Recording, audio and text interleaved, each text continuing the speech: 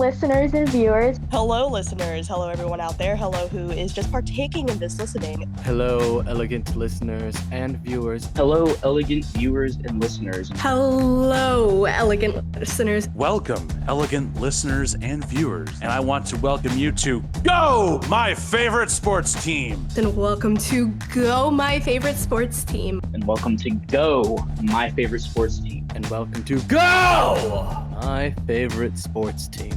And welcome to Go, My Favorite Sports Team. And welcome to Go, My Favorite Sports Team.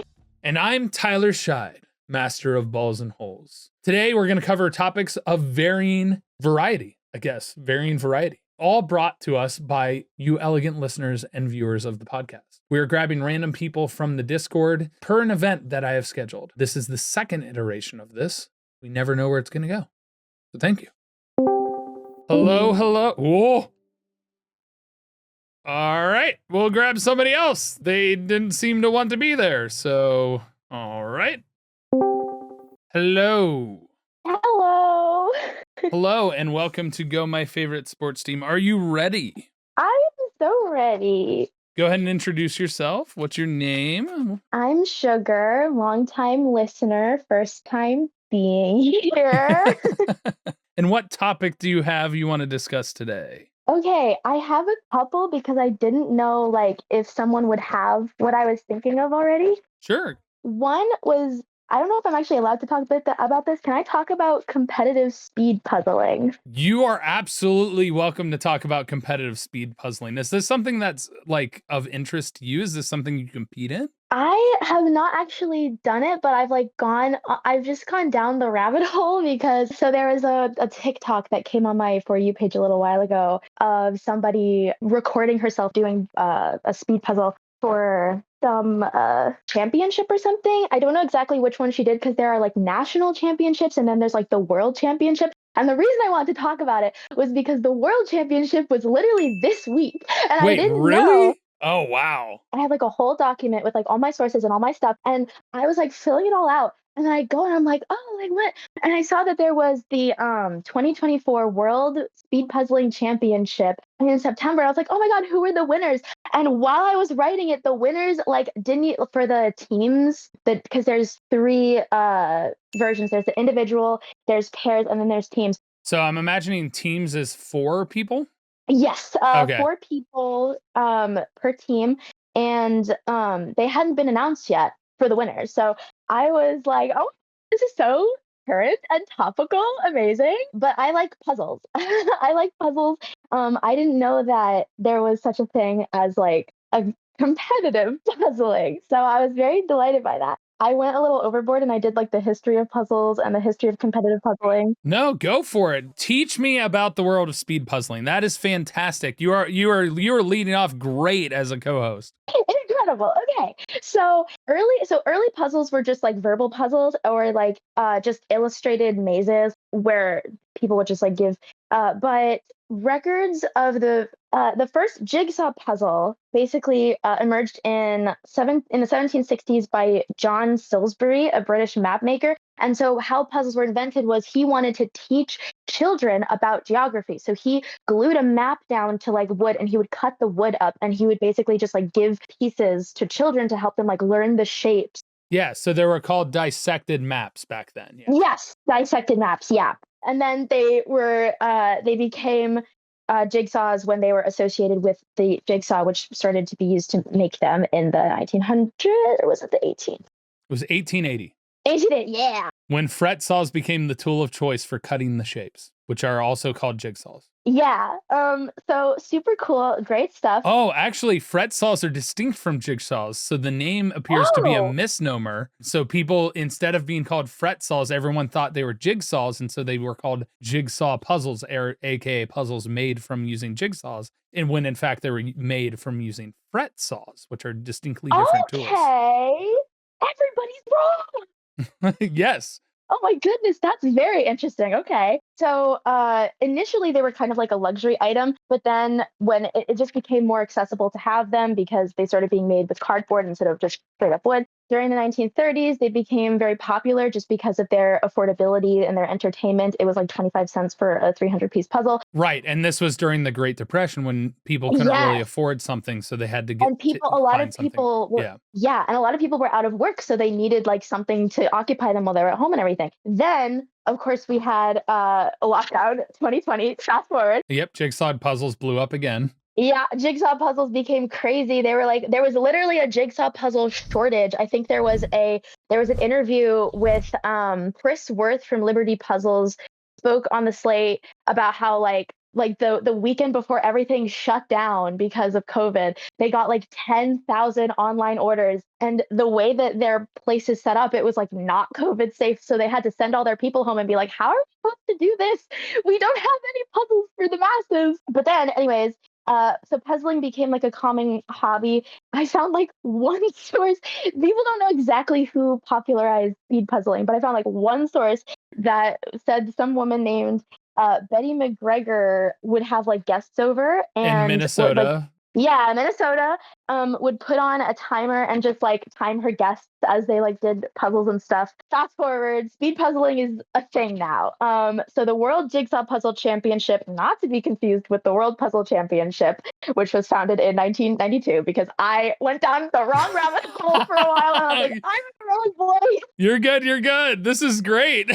So they started the World Jigsaw Puzzle Championship started in 2019, very recently, crazy recently. They couldn't do it in 2020 because of COVID, and then they put one on every year since. The event was put together by the World Jigsaw Puzzle Federation, which was also founded in 2019, and is aided by a lot of national associations like the U.S. Jigsaw Puzzle Association, the Australia Jigsaw Puzzle Association. Yeah, it's the official organizing body that sets the rules and which are compelled to create the criteria to determine a champion. So then there's the three, like I said before, there's the three categories: individual, where people compete solo. There's the pairs, of course, and then there's the teams. And basically the way that the World Jigsaw Puzzle Championship is done is that individuals, people compete solo. There's 6 groups of 200 contestants each, and each one completes a 500-piece jigsaw puzzle in a 1.5 hour time limit. There's the first round, the semifinals, and then the finals, the latter two of which host 180 contestants. And then there's the pairs category. There's 4 groups of 200 pairs each that will compete with a 500-piece puzzle. There's the first round, the semifinals, and then a 1,000-piece puzzle in the final round with a 1 hour and 15-minute time limit for the first 2, and then a 2-hour time limit for the final round. It goes from 200 pairs to 180 pairs to 100 pairs for each round, respectively. And then there's the teams category where there's teams of 4 will compete in 3 groups of 100 to complete 2,000-piece puzzles in a 3-hour time limit for both the first round and the final round. Crazy stuff, riveting, I know. And then there's attendance for these games have gone up since 2019 with 199 individual contestants, 196 pairs, and 86 teams in 2019, and then 1,102 individuals, 721 pairs, and 300 teams in 2024. The individuals have pretty much like consistently gone up, but there's been some like up and down with the pairs and the teams. Probably a little bit of drama. Oh, perhaps, yeah. So the interesting thing is, and this is my perspective on it, is I think this a lot came about because of the technology that existed for people that were doing Rubik's Cube races, where they have the hand platform with the timers and stuff. And so those in their own right are a type of puzzle. And so there's numerous different types of cubes that exist now. There's like a triangle one now. The speed cube is obviously the most common, which is the simple 3x3 cube, the standard Rubik's Cube. But there's like 4x4 and 5x5s. My brother actually did this for a while. He didn't do competitively, but he learned how to solve them and use the algorithm because they're all algorithm based. But with puzzling, the most interesting thing is in these competitions, they are actually all given the exact same puzzle. There's a time limit. And the reason why I think there's a max time limit is if nobody completes the puzzle in that time, it's who completed the most by the time limit being up. Oh yeah. The whole premise of it is that the goal is to complete the puzzle as quickly as possible. Everyone has the same puzzle. I believe they have blinders on either side, so you can't really look over and see other people's progress. Yeah. And there are instances, and I was actually I caught this on TikTok recently myself, where somebody got assigned the wrong puzzle in the actual finals, and so they opened the thing and they're like, I got the wrong puzzle. And the most interesting part about that is I wonder how they knew, because it's not like they looked over and saw other people's stuff, or if they're preemptively told what puzzle they're getting and they're able to practice it. And so there's an interesting question about this, is if it's based on whether you can actually know the puzzle beforehand or otherwise. This is a fascinating concept in the sense of sport, because it's a race. It's the most simplistic version of sport is racing. Racing existed when in the prehistoric times, where people would race on their feet. They'd run. Even animals to this day race in their own way as a version of play. Sea otters will do it and various stuff like that. It's kind of like tag. Tag is a version of racing that is unique, and has become a competitive sport in recent years, with a unique square and obstacles that they put in the way. And so this is a fascinating aspect of sport that creates an element that is really about how quickly you can identify and solve pieces fitting together properly. And so there's a unique aspect of motor skills that are in there for speed, but also the ability for your mind to process it and understanding strategy of, we start with the borders, we start on this, and then it makes it easier to build in. Or do we go about finding just the pieces that fit together and continue expanding upon that? Because there are some people that like doing jigsaw puzzles where they find a piece and then start connecting pieces of that and just expand out. And then there are the pieces that build the frame and then also do that. And so it's a unique thing of creating an element of speed to it that I otherwise hadn't grasped onto. And the history of it being recent, and the advent of jigsaw puzzles going way back in the day, is a combination of taking an old element and combining it with a new perspective to create a new and unique sport. Yeah, it's so cool. It was actually surprisingly difficult to find good studies about how it helps, but I had some stuff in relation to it reduces stress, anxiety, it boosts visual spatial processing, it engages both sides of the brain. It's very helpful apparently for some people to sleep, as opposed to reading. It's something that you can't really multitask.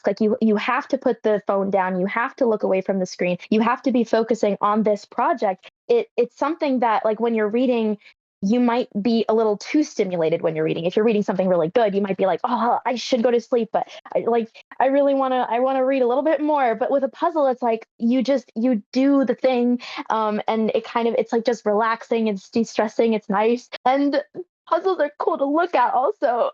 One of the other things why I had puzzles on the mind is because one of my friends went out and bought a puzzle to surprise their mother, and it was AI art. And that's such a bummer that they're cheating artists out of the ability to make puzzles and to make something physical and tangible with their art by just slapping AI art onto there. That's not fun. That's not cool. That's not very sportsly. I don't know. I don't like that. It's no. And that's an interesting conversation to have about the issues that are coming around with AI, as well as the technology, and how people are basically going to use that to lower the price of the process of making art. But at the same time, jigsaw puzzles are such a unique way to display art as well, that it creates this unique combination of artistic expression, along with creating a unique sport aspect of it, of building a jigsaw puzzle that creates a beautiful form. Because there are unique jigsaw puzzles that do not have flat edges, and there's millions of different types of jigsaw puzzles. And so it's really interesting how a organization has created making puzzles and putting the puzzles together into a sport. So that's really cool. Yeah. Thank you for bringing that to the table. Thank you for hopping on and sharing that with me. That's really cool, and was something I did not expect. Yay! Thank you so much for having me. You came extremely prepared. I have really quick they posted the winners on their Instagram, and so there you can see one of the winners putting in the final pieces, and it's just so cool to see her so excited to do it. I just wanted to put that on there. I'll No, you're good. What is the Instagram? Shout it out. So the Instagram is World Jigsaw Puzzle, and the winner is Kristen Puzzles, KRISTIN_PUZZOES. That was the winner of the individuals. So congratulations! That's really cool. Well, thank you so much for prepping pretty much an entire primer on competitive puzzling or puzzle racing, or I guess it's jigsaw racing. I don't even know what to call this sport. Competitive speed puzzling, I believe. Competitive speed puzzling. There you go. You nail on the head. Well, thank you so much, Sugar Chef. Thank you so much for presenting that and being my co-host for this segment here. I really appreciate it. Thank you for having me. I appreciate it. Stay hydrated. I will. You have a good one. Thank you.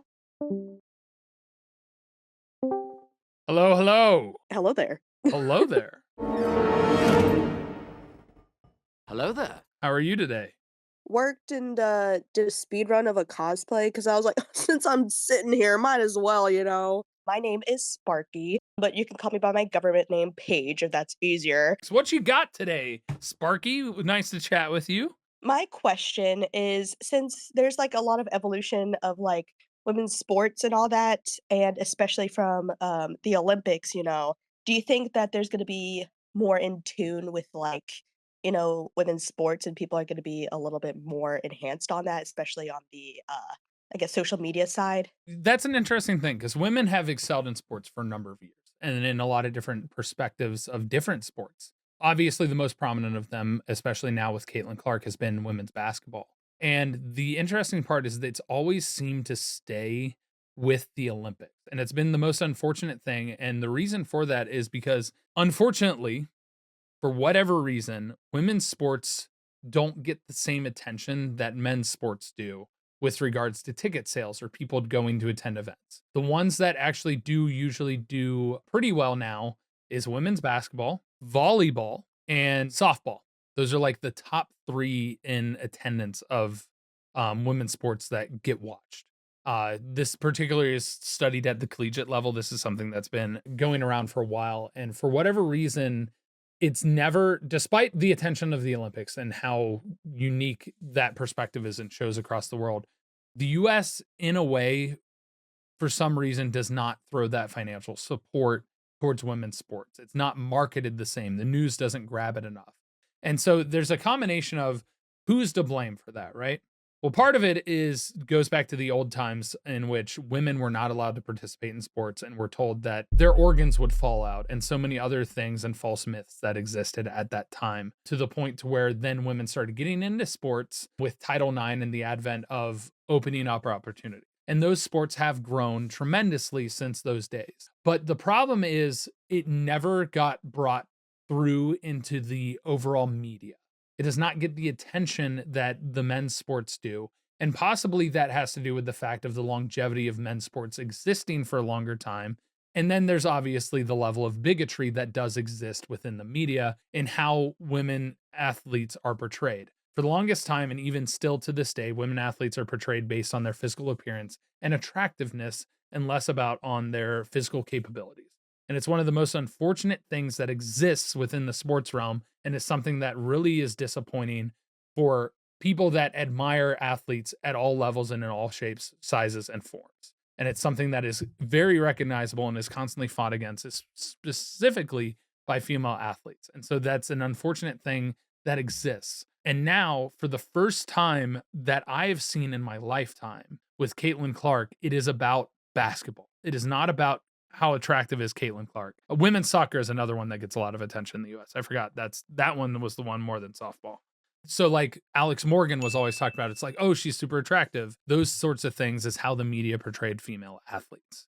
And now, for the first time in my lifetime, we are looking at Caitlin Clark as just being an incredible athlete, the Steph Curry of women's basketball, but there's still a comparison there. But that's a comparison you would never hear before. No female athlete would ever get compared to a male athlete in a positive light in that way. And it seems like we're starting to finally break down that barrier. And so I'm hopeful that eventually that'll expand across to all sports, and it will be about their athletic performance and less about, oh yeah, they're attractive, which is why the sports that obviously got the most attention for women's sports was always like soccer, or sometimes it'd be swimming or volleyball. The types of athleticness that is used in those creates a more refined and toned, skinnier body. There's an opportunity here with Caitlin Clark adventing with basketball for it to be about athletic performance for women. And the fact that Caitlin Clark, in my perspective, would absolutely destroy me in basketball.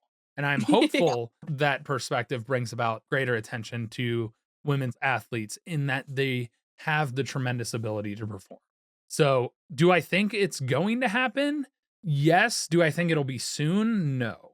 And that's the unfortunate circumstance of just knowing the world and the industry of sport. I'd love to give a lot more attention to women's athletes and what they're able to do. I loved having that conversation about Samantha Tan, which was entirely about the fact that she could absolutely destroy me in any race car race entirely. Her ability to perform was tremendous. And I'd love to highlight more female athletes and stuff like that with Go My Favorite Sports Team so that we can talk about the athletic capabilities of them and not about their appearance. Right. It kind of reminds me of like, Simone Biles when she was on Dancing with the Stars and like, oh, you didn't smile. She's like, well, smiling doesn't win you gold medals kind of thing. I was waiting for you to smile at some of the compliments. You didn't. Smiling doesn't win you gold medals. Yeah, and that's the thing. It's like she's an insane, incredible athlete. The insane flips that she does and tricks that she does. Right? Absolutely remarkable. Like, what in the hell? The strength, how much height she gets on her jumps? Ridiculous. I mean, hell, I watched the women's rugby match and the way that they came back to win that bronze medal with that breakthrough run and how, oh my God, they would destroy me on a field.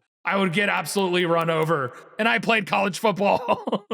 And I'm so glad that there's like this outlook too, because I'm kind of glad with like the new wave of like, social media. I think that also sheds an outlet because especially, the Pomno horse guy, like he was good Oh, for one yeah. thing, but it's like on the same level of like, these people, they're looking more at the talent now and like seeing what they're capable of instead of like, oh, not gonna be on the same level. I mean, could she even kick a football like past the half yard line? Now it's a lot more having to do with like showing, and especially like for years, women having to like put in so much more effort, and it kind of sucks now, but since like they're getting a lot more attention on like the funny trends on TikTok, but from then it's like, oh, you like what I do now? Can you want to see me win a medal kind of thing, like being able to actually see the sport, like making it more engaging for other audiences. Yeah, and it's the respect that women are gaining, especially like if you saw interviews with Scarlett Johansson when they're asking her about slipping in and out of her outfit, that would never be asked of a male actor. Yes. Yeah. Like, and they're all wearing these super skimpy, tight super suits, and they're asking her about weight and how she stays in shape. And they ask him about his acting. And it's like, talk about the actual art form. Talk about the thing that is the exact same for both sides. The advent of social media is huge because now it's not on the media to present it. It's not on these Yes. writing heads and talking heads of like, we want to sell. It's about regular people showcasing and talking about something that is meaningful to them and broadens that horizon to create it to where we're talking about the subjects we should be talking about instead of the topics that are just like, oh, you're attractive for this. Because it's the biggest issue I've always had with talking to my mom or other athletes that I grew up with through water polo and stuff like that. The greatest athlete for the women's water polo team when I was in high school, and our women's water polo team was really good. Her name was Katie. I don't want to say her full name because I don't know if she'd be okay with that. I was like, I was about to, and I'm like, wait, she was tremendous. She was insanely athletic in everything she did. She kicked my ass in basketball. There's Christy who played basketball who also kicked my ass. They are tremendous athletes. And I like talking with them. It's like there's level of disappointments in certain things where they wouldn't get the recognition they deserved. And I'm sitting here like, you guys can kick my ass. I want like female athletes, women's athletics to actually be seen for the insane athleticism that they are capable of. Yeah, and you can see like the media literacy is slowly changing now, especially like questions is not about like what they're wearing, it's like what potential in the form of them as a person is, and that's what's like amazing. And especially for like this turnover, you're slowly seeing it in like especially celebrities, like I don't know if you've seen like Chappell Roan, like kind of Yeah. implementing more on like boundaries, and I think that's like kind of changing a lot. Like there is like this turnover, which it's very relieving, especially like this new day and age. Yeah, just seeing a lot more of not just being about what you look like, especially yeah, just like there's so many different athletes, and especially like bodies. Like you're not gonna see someone that's like a swimmer gonna be able to do like rugby. Like that's not the same form. Yeah, rugby, you're like, you got to be buff and muscular and be able to run. Like it's a combination of size and strength along with speed. Yeah. Yeah. And so, I mean, I think a lot of the reason for that is due to social media and the blowback that people get for going back into those bigoted and sexist type mantras of where they ask them about particular stuff as opposed to the male actors or the male athletes and stuff like that. It's starting to become like, oh crap, that will get me canceled. So we need to change that perspective and actually do what should have been the whole time is asking about the trade set and the skill and their experience and not about, oh, what underwear are you wearing bullshit. Like, do you have any idea how uncomfortable I would feel if somebody asked me about my underwear and the amount of harassment women get compared to men? Like, you are setting them up for so much worse. This is such bullshit. Especially younger kids. Like when I was younger, there wasn't really like, of course, like Michael Phelps kind of thing and like so many different athletes. But now, like kids that are like my age, like that, when I was looking up to Michael Phelps, there's so many more ranges and diversity of athletes that like the younger generation's looking up to. And it's like very relieving seeing this. So it's not like the same repetitive nature. Yeah, you've got Katie Ledecky in swimming for women's swimming. You've got Caitlin Clark now in women's basketball. There's a ton of soccer players. I can't even think of all the soccer players that are And there. so many of them are younger. Like I'm Yeah. Rose Lavelle, who's actually from Cincinnati. She's one of the ones. Like, so many of them are they just go back to high school and be like, "Oh, I guess I could put on my scholarship resume," kinda thing, like, "Oh, yeah, I just won a medal, went to Paris Olympics or whatever." yeah, and that's massive. And changing that perspective is so huge, so that athletes want to be athletes and recognize as athletes, and not because. And then there's less body dysmorphia that exists for wanting to be like, oh, you're too muscular because swimming causes your muscles to generally be bigger in swimming. Who fucking cares? Being a tremendous athlete is so cool and remarkable in and of itself. And frankly, that speaks more to the personality and perseverance and so many other things that are far more important than physical appearance. Exactly.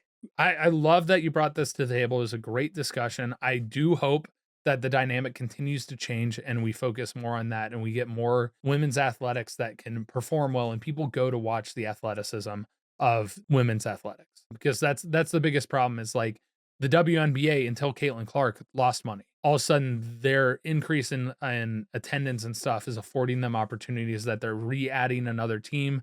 I believe Portland is getting their WNBA team back starting next year. So there's going to be expansion. There's going to be more attention to it. It's great to see. I hope it continues that way. And I hope it continues in a positive manner to recognize women's athletes for their athletic accomplishments and their skills as opposed to how they look. Yeah, it's very much like, yeah, positive change that is gonna be, like, especially influencing younger kids, seeing so many different opportunities that they can take, especially in the athletic world, like, they won't be kind of, like, apprehensive and be like, "Could I do this?" It's like, "I can do this," because of, like, role models, especially for, like, different athletes and different, yeah, body types, and seeing that, body differences does not mean it's a bad thing. Well, it's people will not choose to do sports because they're worried it'll affect their physical appearance in a negative way. It's talked about with female bodybuilders in particular. There are women out there who do not want to lift weights because they're worried about it affecting them getting too muscular. I think breaking down that barrier is huge, and I hope GMFST can help with that. Because the whole premise of this podcast is to open the sports world to people who otherwise aren't interested or don't want to know about sports. But maybe there's more that we can even do on that front into opening the door to be like, hey, do the sport that you want to do, enjoy what you want to do. Don't worry about how it's going to affect your appearance and be noticed for your athletic ability and not for how you look. I learned a lot, and especially getting new perspectives on things and being able to kind of get like a new outlook on stuff, especially like in the sports world. Like there's so much, and especially like it's things I haven't heard of. I mean, I'm from West Virginia, a very small area. Like I never got those kind of interactions. Like I graduated 28 kids in my class. Oh, wow. Yeah. Kind of being able to just see different perspectives, especially sports and, different facts I never would have thought, and especially the history. Well, thank you so much for coming on. Thank you so much for supporting the podcast and all that you do. I really appreciate this conversation. It was a good perspective and a good topic to talk about. So thank you so much, Sparky. Yeah, thank you for having me. Was very much like, dang it, I was listening to the music. I was so well. All right. Well, I'll send you back to enjoy the music if that's cool with you. If there's anything else you want to add on the end, go for it right now. Love podcast, love listening. Go women's sports. Yeah, go women's sports. All right. You have a good one. You too. Bye. Bye. I have interrupted your music enjoying pleasure to come on the podcast. Hello, hello. Hello. How are you today? I'm very good. How are you, Tyler? Doing well, doing well. So what did you bring to the table? What conversation or question or topic would you like to talk about?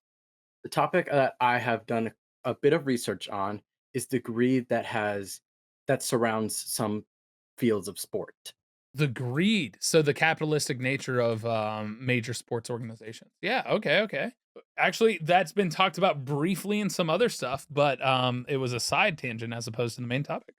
I have done a little bit of research and I was looking at a specific video about the family behind NASCAR. Okay. NASCAR is a very non-profitable job for the people who own the teams and stuff. Okay. Most of the money that is made from NASCAR actually goes back to this one particular family. I don't remember exactly what the name of the family was. Most of the time, that the profits from the merch, the tickets, to concessions, it all goes back to this one family, and most of that money is not brought to the actual racers and the actual team. And the fact that most of the teams have to spend a bunch of money on not only labor costs, the drivers, the tires, upkeeping the cars, a lot of stuff builds up into the point where making money out of NASCAR isn't very profitable. So you're talking about the France family. Yes. Bill France, who founded the company in 1948, is currently run by his son Jim France, who's been the CEO since August of 2018. The company is headquartered in Daytona Beach, Florida. That is the family behind NASCAR. Apparently, their net worth, according to Google, is nearly $3 billion. Yes, I saw that, and it appalled me. It was crazy, the fact that how much money that this one family gets from all of NASCAR versus the individual teams. Do you think it has to do with the licensing rights and everything for whether it's like membership fees for teams to be able to be in, which then is a high cost to them, and then they have to then spend whatever makes sense for them? Do they have to pay a percentage of the sponsors, rights to be in races? How does that work? Do you know?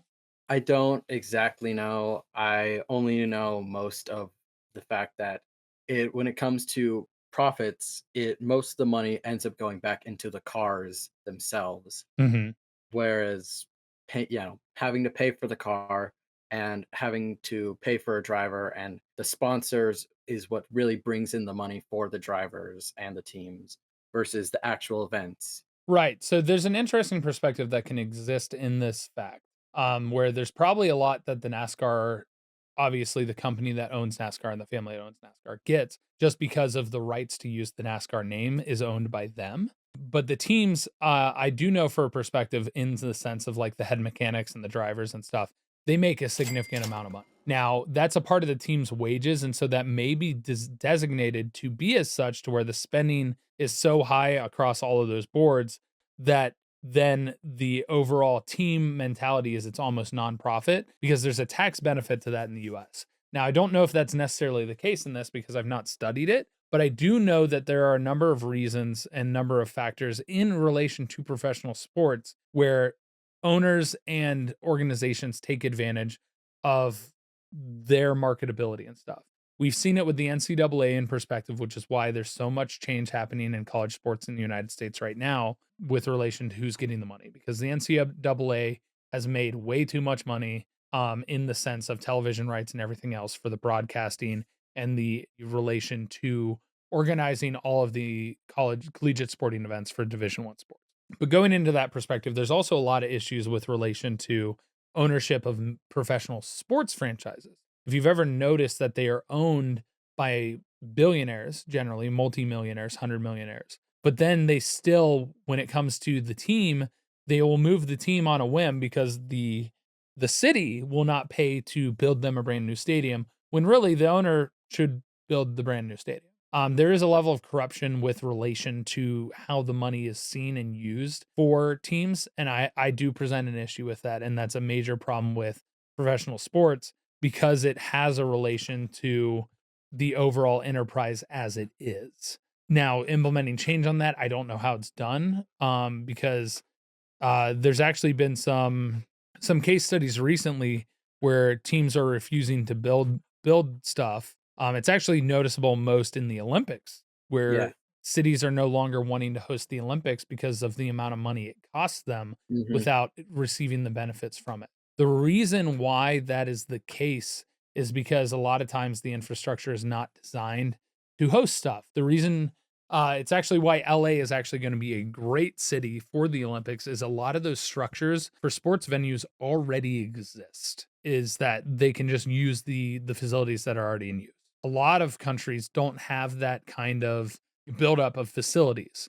And so that is a distinctly dark side of sport that doesn't get talked about a lot. And the reason that it's a dark side is because it is the professional level. It is something outside of the perspective of what sports were meant to be and what the meaning that's supposed to be derived from them, and the capitalistic nature of how the economy across the world and the United States has become. I did a little bit of research along with how some stadiums are funded by taxpayers Mm-hmm.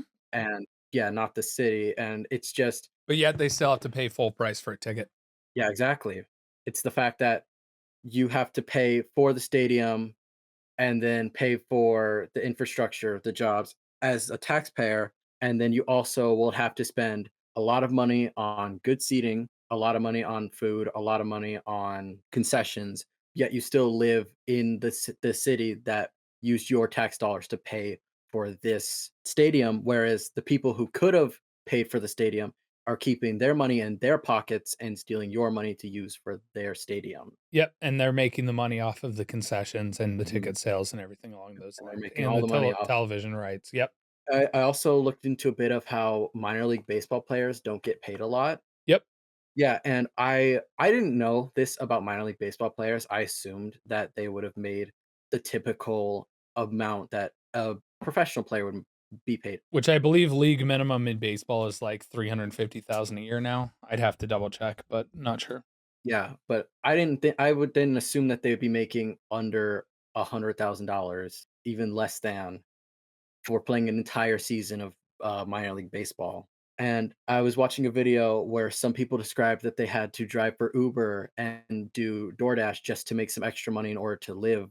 I think it's kind of crazy how much that the people who own the sport and own the team will take their money and let the players just try to survive on their own. But then in major leagues, these people are getting paid millions of dollars just to play for one season, whereas other players don't get paid as much and have to learn how to survive with the little money that they're given. Ultimately, that comes down to the nature of market share and what people pay to watch.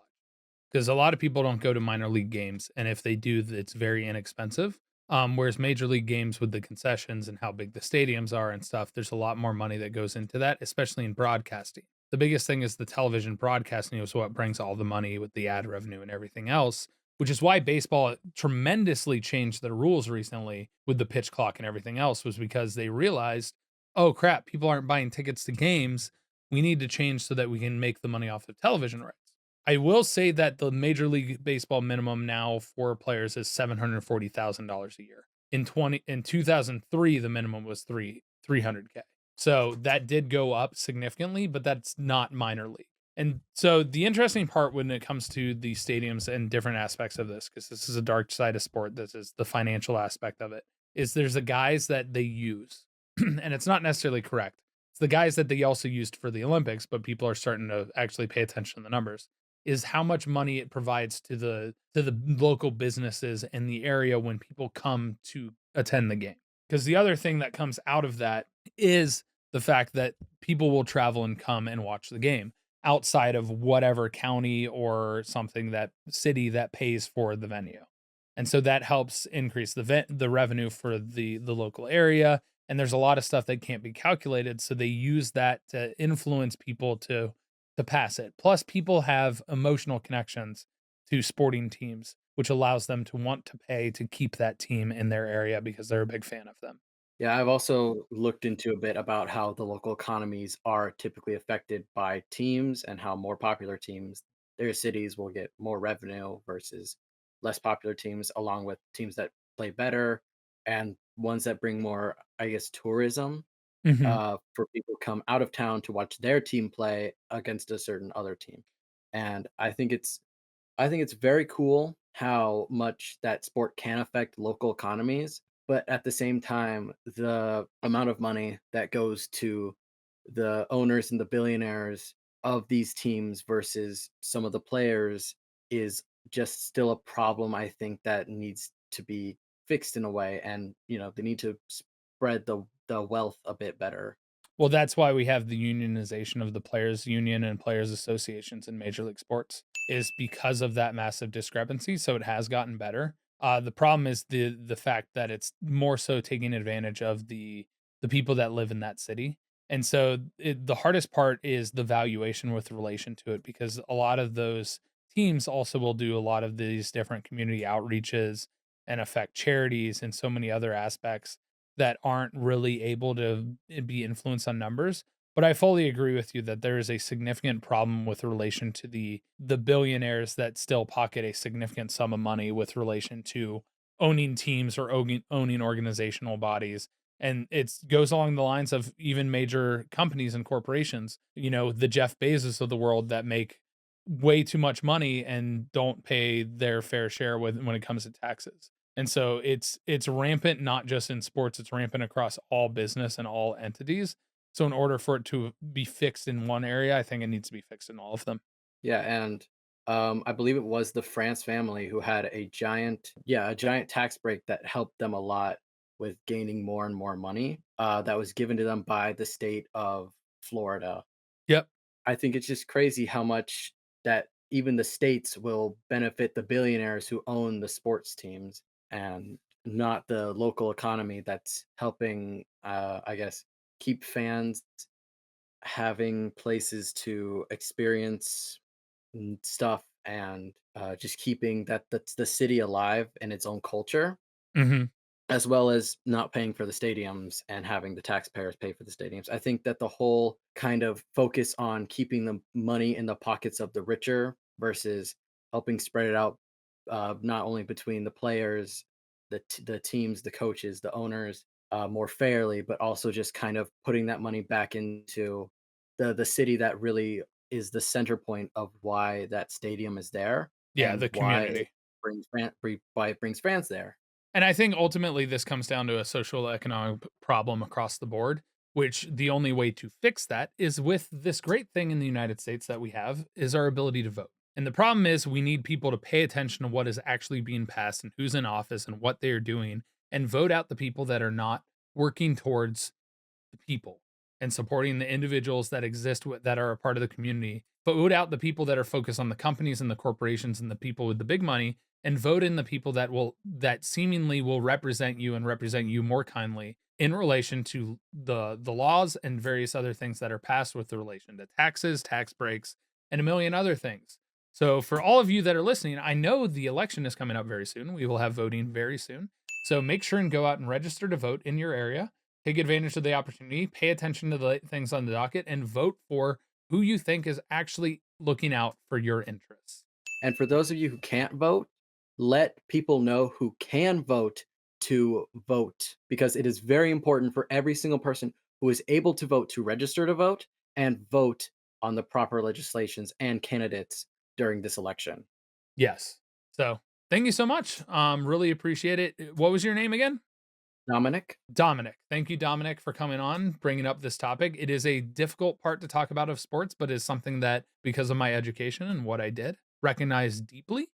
Did a lot of research on various different things to fix problems like this. And so there's actually a great book that I read growing up called The Dark Side of Football or The Dark Side of the Game that I would highly recommend for somebody to read. It's about NFL, and a former NFL player wrote it. So I'll definitely check that out. And thank you very much, Tyler, for letting me come on and talk a bit about this. I've always wanted to kind of discuss this topic with somebody else, but I've never had somebody who's as knowledgeable in sports and the world surrounding it in my life. So I had a lot of fun sitting here and talking with you. And thank you so much for your time. absolutely. You have a good one. Thanks for coming on. Thank you. Bye. Hello, hello. Well, How are you today? I'm good. Were you expecting this unexpected? Is this a surprise? I was not expecting this. Are you ready? Do you have a topic? Do you have an idea? Yes, I do. My name is Cooper, and I will be filling in for someone who's probably drowning in blood right now. That was good. That was really good. I enjoyed that a lot. Thank you. So what topic do you have for us today, Cooper? What are you bringing to the table? What discussion are we about to have? Very recently, I think as of like last week, I've been getting really into motorsports, Okay. like the 24 hours of Le Mans and all that stuff. Yeah. So endurance racing is 24-hour Le Mans. Yeah. I came across a video about Mercedes and their shortcomings, to put it lightly, at Le Mans. 3 separate times they have gone airborne and crashed during the race and before the race, during qualifying and practice. Mm-hmm. I just thought that was super interesting. So I did some more, like a bit of a more, like a deep dive into it. And it's very interesting how that all happened. And it all started in 1955. The 1955 disaster where Le Mans, basically their driver Pierre Leve died, along with over 80 spectators, and forced the Yeah. team to withdraw from motorsports at the end of the season. And they left for about 30 years and then came back in the 80s. Yep, and then had another crash in 1999. And it's really weird because they tried again like 3 separate times after 55, and they all three of those attempts ended in an airborne crash of some sort, either before or during the race. So do you feel like there's some level of negligence, or do you think they just have really shitty engineers? I don't know. It could be chalked up to like just poor engineering in general or negligence. I feel like the 99 crash was definitely negligence because it was later proven that the way the front end of the car was built is that it wasn't generating enough downforce to keep the car stuck to the track when it was entering another car's slipstream. Mm-hmm. And so during the qualifying, when the number 4 car went airborne on the straight, it was because he went into another car's slipstream and it destabilized the whole front end of the car and it went airborne. After they rebuilt the whole car and asked the drivers if they wanted to do it, which was not really a good idea, in my opinion, because if they knew that there was something wrong with the car, they should have withdrew from the race and done research and figured out what was wrong with the car before they made a decision like that, Mm-hmm. because they could have saved money and a lot of other like resources. Well, and that's also the fascinating thing, is because sometimes you go to design a car and you think about conditions, and you're putting them through the wind tunnels and all of that to test the aerodynamics and the downforce and all of those things. For whatever reason, the person, whoever was engineering it, wasn't anticipating the slipstream of another car, because wind comes off of different cars different ways. And so they can create this typhoon effect that can cause an issue. It's something that happened.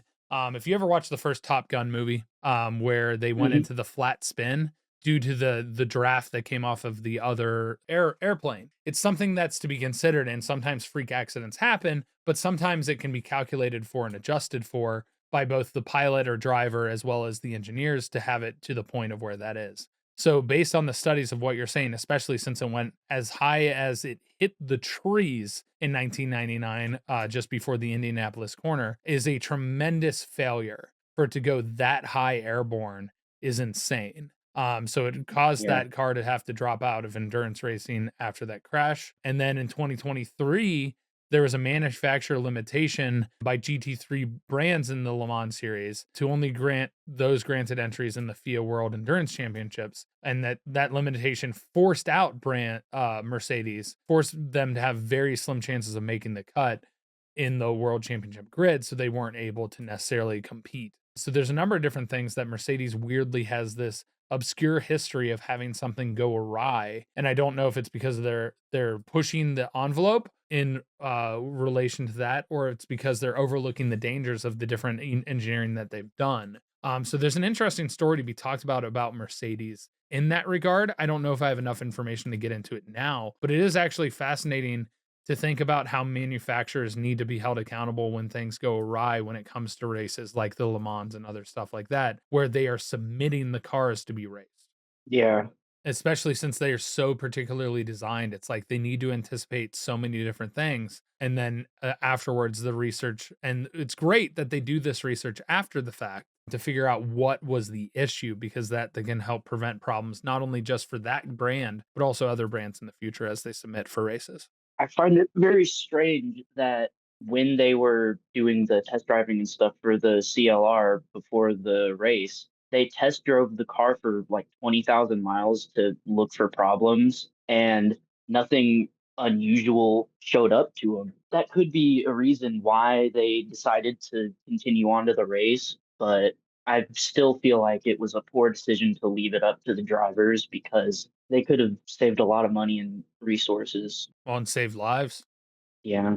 The biggest interest with that is they may have driven that distance, but did they drive that distance with multiple cars, testing when the air was changing, especially with the wind coming off of other cars and the slipstreams, to how it would affect their particular design? That could have been the misnomer that they missed, is that they just drove the car, which meant there weren't necessarily other cars in there that are changing the way that the air is moving. Because that's another thing that drivers have to be aware of that we never really talked about in the Formula One conversation, or any racing conversation for the matter, is understanding how another car's draft or slipstream, or how the air moves around that car, can destabilize and affect how your car moves and steers. Because that's a tremendous effect that if it hits just a certain part of your car, all of a sudden that part of the car has less downforce, which then causes an issue in the sense of, oh, now I'm relying on the traction of maybe these three tires and I can't really do the turn that I needed to do here. And if I turn here the wrong way, all of a sudden that air, because of the way it will lift it off the ground. And then if it catches wind,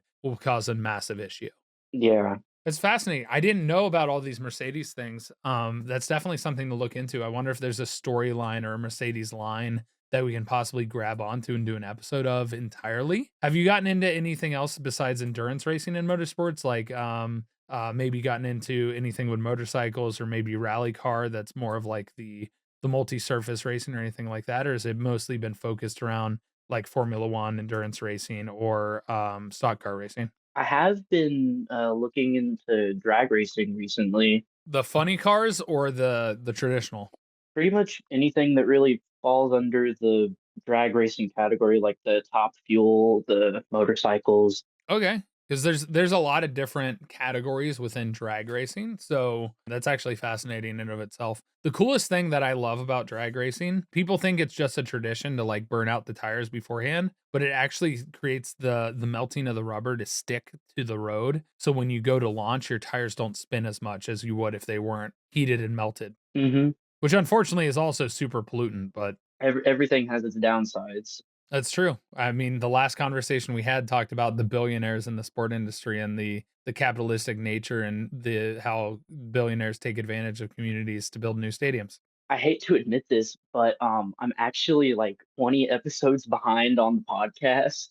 No, you're totally good. Another thing I think is really cool about drag racing is that they, on the, I think it's the top alcohol, they don't inflate the back tires all the way so that they can grip the track better.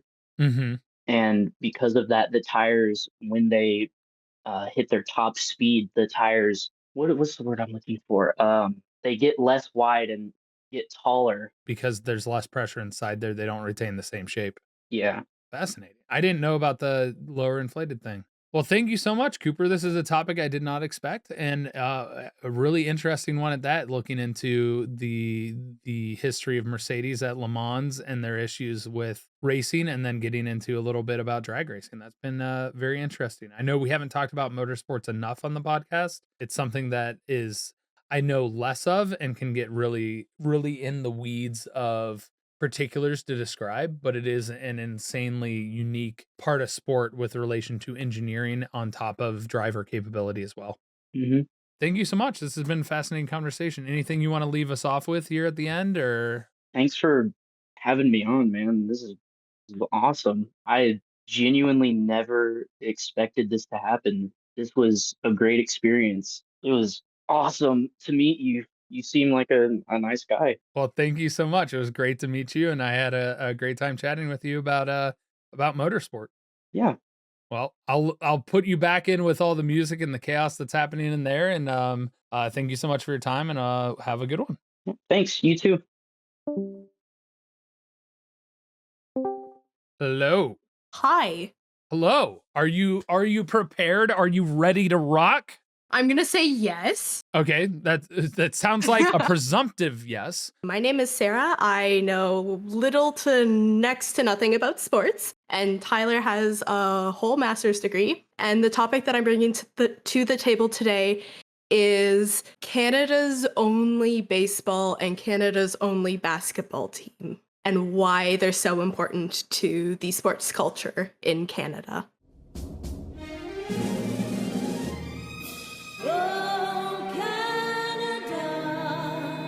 Okay, so you're talking about the Blue Jays. You're talking about the professional teams, I'm Yes. presuming. I'm assuming there's Yes. other baseball teams beside the Major League Baseball team. In relation to professional sports, there's the one. Yeah, in relation to like professional MLB, NBA kind of stuff. You've got the Blue Jays and you've got the Raptors.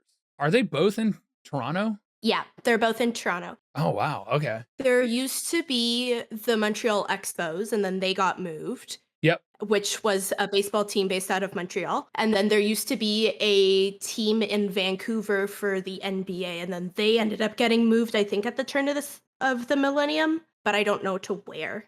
So the Expos, I believe, they moved to DC. And then what was the NBA team? I think it was the Vancouver Grizzlies, but don't quote me on it. I remember reading it somewhere, but I can't remember where specifically. Vancouver Grizzlies, which I imagine are the ones that moved to Memphis, because the Memphis Grizzlies.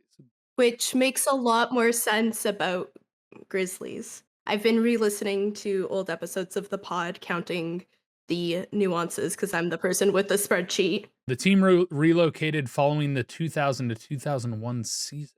After 6 seasons in Vancouver. Okay, the funniest thing is Memphis doesn't have grizzly bears, so I think it makes less sense. Exactly. Vancouver does, I'm pretty sure. Yeah, so now that makes sense why they're the Memphis Grizzlies, because Mark made fun of that, the fact that there are not grizzly bears in Memphis, Tennessee. So, well, now you can hold it over his head. Well, I hold a lot of things over his head. I am taller, you know. Why in particular are you based in Canada? Is that why this is a big topic for you? Okay. What you guys tend to talk about is a lot of American-based teams and stuff, which is interesting because our teams do interact with that. So like if you're talking about the NHL, like we've got, I think they've upped it to 7 teams now. Yeah. You haven't won. Yeah, we've got the teams like the Leafs that haven't won since man walked on the moon. But then you have only the single, like, Jays and then the Raptors. Right. And it's actually fascinating. The Cincinnati Reds, one of their most prevalent baseball players in the most recent years, which is where I grew up, is Joey Votto. And Joey Votto is from Canada. He went to my high school. And now he's playing for the Blue Jays. So he actually is back up there playing for the Blue Jays now. I think he actually retired. Did he officially retire now? Let me do a quick search because I know he wasn't wearing a Jays jersey this season. He did announce his retirement on August 21st, so last month. I mean, I know he was battling injuries all this year. Mm-hmm. So I think he might have re-signed for a day to retire as a Red. Yeah, that seems the most likely because I know he wasn't too happy to be signed back to the Jays, but that's a whole feud in and of itself. It's actually really fascinating in relation to hockey in particular, why a lot of Canadian players are playing it for U.S. teams, and why, and as a lot of the reason why Canada has not won a Stanley Cup in a number of years. But why is it that you're focusing on the NBA and baseball? Why is this such a big cultural thing for Canada that I never would have thought of? I'm interested in this perspective that you're bringing to the table of like why these particular teams are such an integral part of like sports culture in Canada. I think a lot of it has to do with, again, the taking away of the other teams like the Vancouver Grizzlies and the Expos. And now we're left with only the two Toronto teams in terms of basketball and baseball. But a lot of the marketing around both baseball and basketball is countrywide. So a lot of the Jays marketing that you'll see on TV before the game starts is from coast to coast. One of the really big phrases you hear associated with basketball, especially the Raptors, is "We the North." That's really good. Like We the North sold crazy during the 2018-2019 season, and it's still referenced in a lot of merch that you can find in and around Canada, where it's Canada versus everyone or Toronto versus everyone. That's actually really cool because that also ties in a way to Game of Thrones. Like that's really good ambush marketing and using something else that is extremely huge in culture to then unite a front. And that's also really, really interesting because those are the two professional teams in those particular sports disciplines that exist only in Canada. Exactly, yeah. And so that rallying cry is no longer just about, oh, this is the city and the fandom here. No, this is a country. Exactly, which is a very interesting thing because you don't see it for other teams in the league, which is why I thought it would be really cool to bring up because you have like all of the 31 teams in somewhere in America, and then you have the one Canadian team, and you have an entire country, whether they like the team or not, rallying around that team when it comes time for them to perform.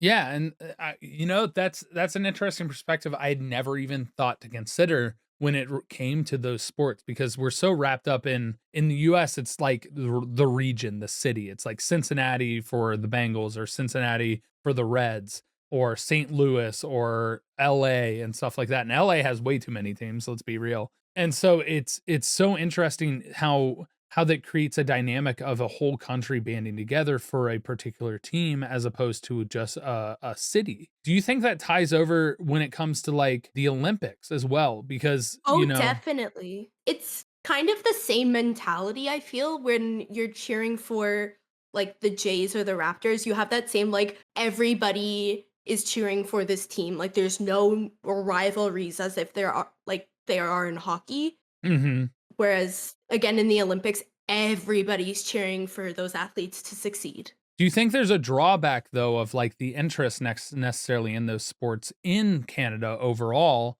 because there's only one team? Do you think there's less people that are like super into basketball or super into baseball? Oh, definitely, definitely. It's hard because then everybody gets iffy about whether they want to support the team because a lot of Canadian teams get into that slump. I Mhm. personally think it's because we're kind of sidelined against other teams. So an example was I can't remember where the coach was from, but when Toronto entered the NBA playoffs in 2019, one of the coaches was naming off all of the other teams and then said, "Oh, and that other team," and didn't even think to mention the Toronto Raptors. So you think the coverage is also a little bit biased towards the US teams over Canadian teams? Definitely the coverage, but like having it be dismissive and then that I feel impacts the team.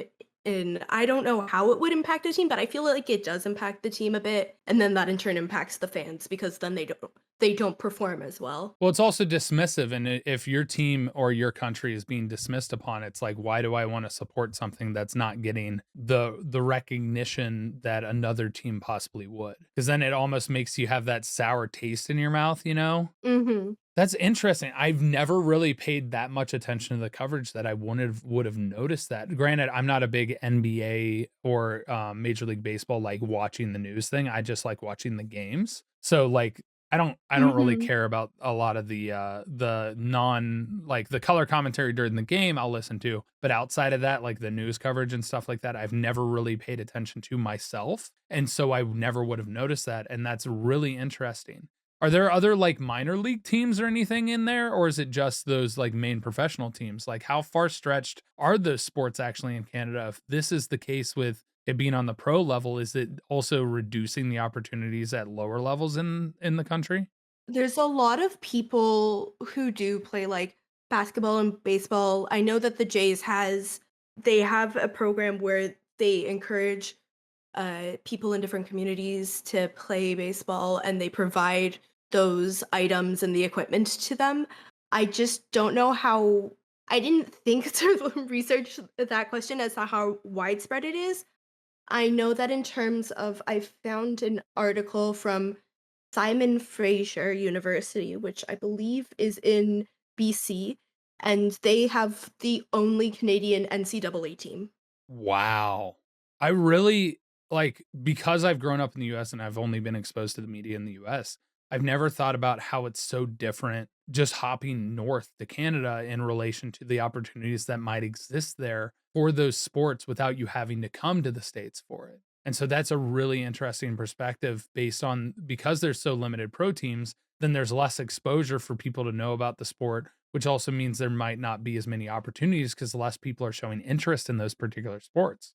And it's also really interesting because, like, Canada has a very big hand in American sports. So, like, obviously, we have Mhm. hockey. Naismith was Canadian. Jackie Robinson played with the Dodgers AAA affiliate team in Montreal. Sidney Crosby, Wayne Gretzky. I feel like those are self Well, explainable. yeah, those are I mean, that's two of the most, known names in all of hockey. Now I understand why Canadians are so mad when I joke about them never winning a Stanley Cup. Okay, listen, that's just because you guys take all of our players. The teams have not, but that's also brings in a new perspective on the sense of like why some people can get really defensive about things is based on like different opportunities and how they're looked at and treated by a lot of the media that exists in the US. When in Mhm. reality, that's not my intention because I'm unaware of that. But my intention is simply the fact of throwing jest in the sense that while Canada is significant, a massive, massive reason why ice hockey even exists. And Yeah. then on top of that, to add to it the fact that it's just kind of funny that they created the Stanley Cup, a team based in Canada has not won it in so long is just so funny to me. Oh, yeah, no, it's hilarious. It sounds like I'm being sarcastic, but I'm not. It's very funny. And so, but now I understand why, like, sometimes it can be kind of be a trigger for some people because how the US media necessarily treats some Canadian teams and dismissing them, like you have brought up. That's so fascinating. It's not even necessarily a trigger, it's just from the people I've talked with, this is a way that people look at sports here, again, because it's integral in everybody's lives. But because we only have like that one team for baseball and that one team for basketball, you don't have any other way of getting into like rooting for a professional sport, I find, Mhm. unless you have ties to a different city or you have ties to a player that's moved to a different city. Do you find that there's a lot of fans in Canada that root for teams outside of Canada? Oh, yeah. It's seen a lot more in hockey, I find, just Mhm. because I'm a hockey fan myself. I know my sister is a baseball fan, and when she talks with people, she's the only Jays fan, and I am the only Leafs fan that I know because they've been performing so poorly. They do really well and then choke. Oh, you don't even. I know. I know. You have to show me with them with the Stanley Cup in order for me to believe it. That's where we're at. Hey, I'm a Bengals fan. I'm used to disappointment. So, Okay, hey, at least your team does stuff. well, they do now. They didn't when I was growing up.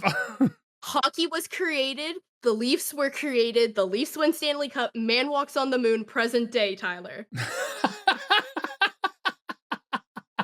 The Bengals have not won a Super Bowl in all through my life. They have been mediocre at best, never really doing anything. When I was in high school, they made the playoffs and lost, and then they got really bad again. And then Andy Dalton came around, they did okay. It's been a lot of toying, and then they made the Super Bowl with Joe Burrow, and now they're 0-3 this year. So I understand. You can follow like those different players around if they're on like the Raptors and then they move to a different team or something. So I know a lot of people followed Kawhi Leonard when he was brought in. Oh, Again, Kawhi I'm was using great. the Raptors because they're the most recent win or semblance of winning in the recent memory. So like a lot of people I know went and ended up buying Kawhi Leonard jerseys from the teams that he either played before or when he got moved. Well, I mean, didn't they win the NBA championship in 2019? So yeah. In 2019, yeah. Yeah, I know people who actually flew out from other provinces. So I'm based in Ontario. So I know people who flew out from other provinces to go to the parade. And I think local media had it at more than 1 million to attend the Raptors parade. Oh, The local wow. transit broke ridership records. People were standing in Nathan Phillips Square for 10 hours. That's insane. Okay, so Canadians are really dedicated when their team is successful. Okay, wow. You might change my tune. I might be rooting for more Canadian teams to find success in sports that are underrepresented now, just so that that interest can be piqued and spread more across Canada. That's really disappointing that there's not more opportunities, especially with how vast, we already travel for different sports in the United States. Like there should be more teams in Canada. And I don't know if that has to do with different things about whether they're bringing attention to it. It might be because the fact that really billionaire owners own sports teams. And what ends up happening is they convince the city to pay for the stadium. Whereas I don't know if the Canadians will do that necessarily. And that might be the reason because it's I feel like it's a lot of politics there and taxpayer money and stuff like that. yeah. And also, why are you paying for a stadium for a billionaire to hold the team and make most of the revenue? Mm-hmm. It's the unfortunate aspect of capitalistic sports and how it works in the professional leagues in the US. Oh, definitely. I was going to bring up two things just before we finish off here. The first thing was I didn't have enough time to research it and bring it in. But so there's two main companies in Canada that provide internet and cellular coverage and stuff. So that's Rogers and Bell. Mm-hmm. They own either most, if not all, of the sports teams, those two companies in Toronto and the surrounding areas, I think. So I feel like that would be really interesting to use as an example in like how corporations potentially influence teams and stuff. And the second one, there was an episode where you guys were talking about this figure skating and the tricks and the potential for just casually slicing a limb off while you're doing ice dancing. I was wondering if we could potentially get a live reaction to you and Mark watching the Moulin Rouge Tessa Virtue Scott Moyer dance. You know what? Throw that in the Reddit, give us a link to the video, and we might do it. But thank you so much. This brought a whole new perspective I did not expect, and I really enjoyed this conversation. So thank you so much. Perfect. Thank you so much for having me, Tyler. I greatly appreciate it. Yes, you have a good one, Sarah. You as well. Bye. Hello, and welcome to Go My Favorite Sports Team recording officially. Why, hello there. It is time that the red truck has come, and I've been listening to 2 hours of the moderator serenading us with karaoke. And it's been an interesting experience, I'd like to tell you that. What topic or subject would you like to bring up today? Being my co-host for this particular moment, I'm curious what you would like to discuss. On this topic, in this episode, the red truck is here for the Festivus for the rest of us. It is time for the airing of the grievances.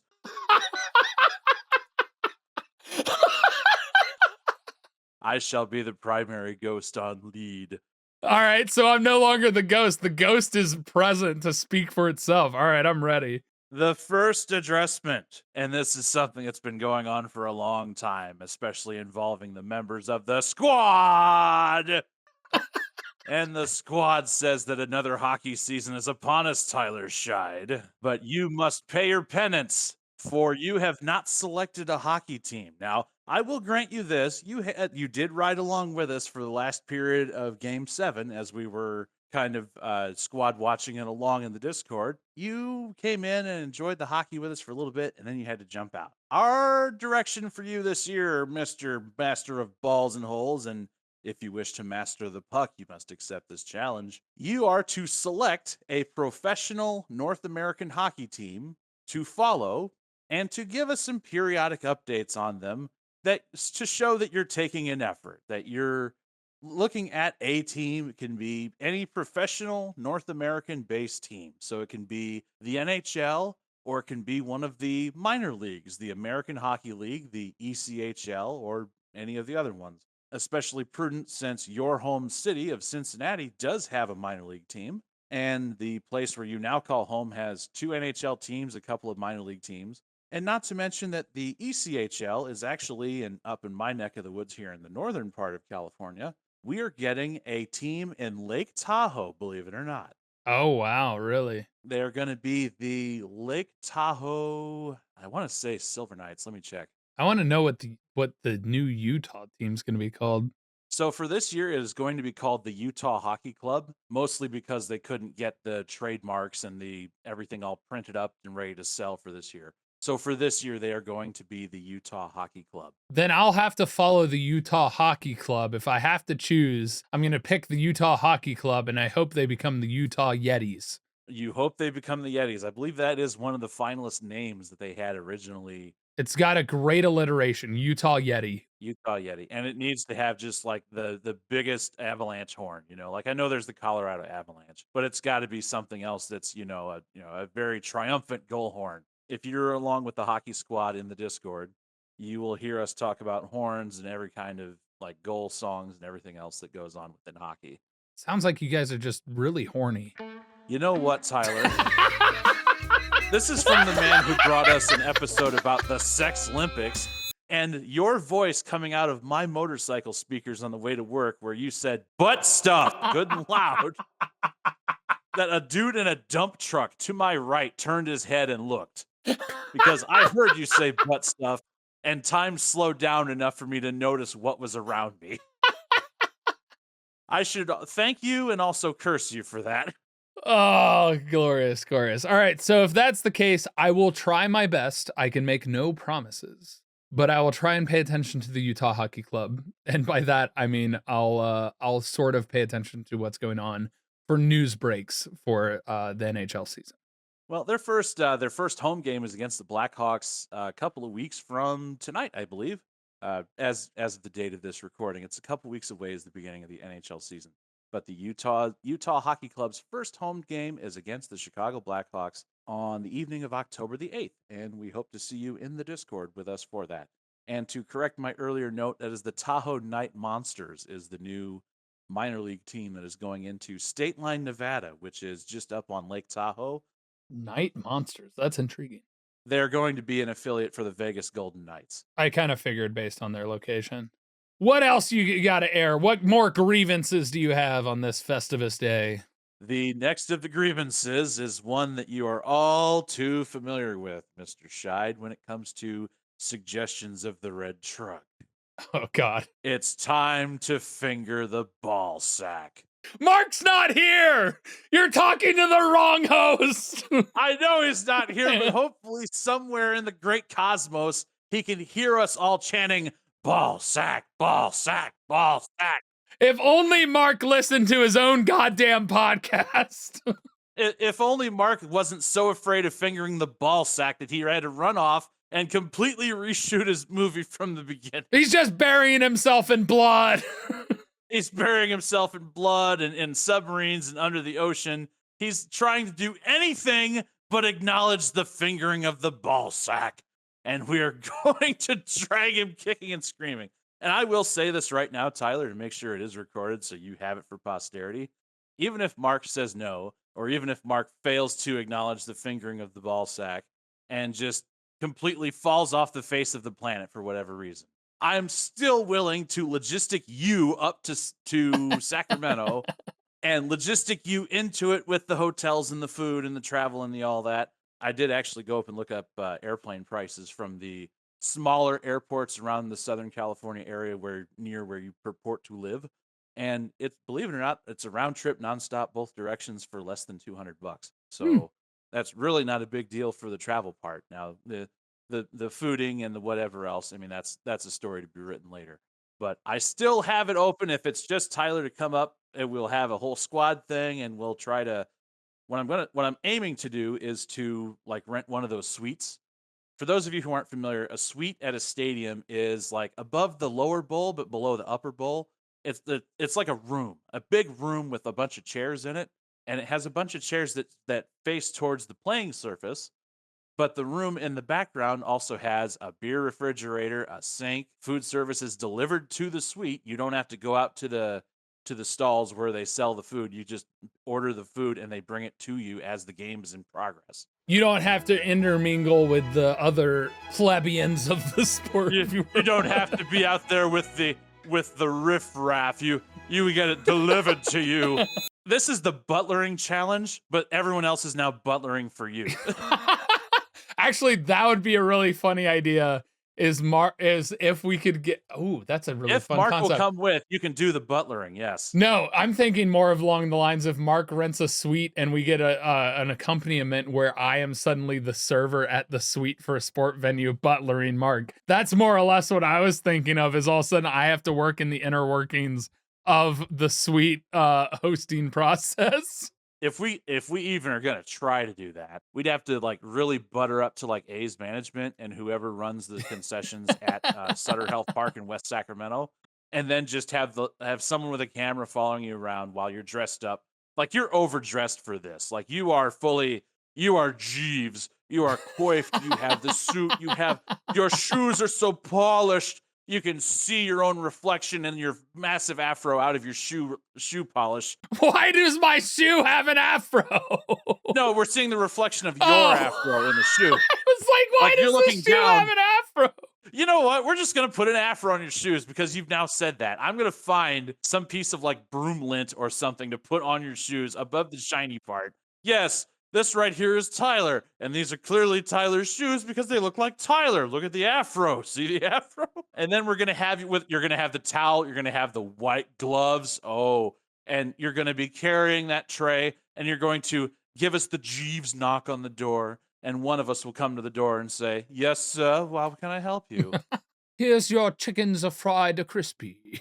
I wanted this extra crispy. You served it to me floppy. I get slapped with a floppy chicken strip. Yeah, there's a lot of directions this can go, but if we can, and some of those directions are only if we can get you know who to pay attention and not hide from your destiny. This Markiplier. You really are getting French, aren't you? That wasn't just an accuse. That was confirmation is what that was. Editors, put that in. Keep that in. No. Editors, give me your PayPal. I will send you $100 to keep that in. All right, that's going to do it for this segment. Thank you so much, Red Truck. I see what you're trying to do. Go ahead. I'm sorry. I'm losing you. You're going into a tunnel. I'm sorry.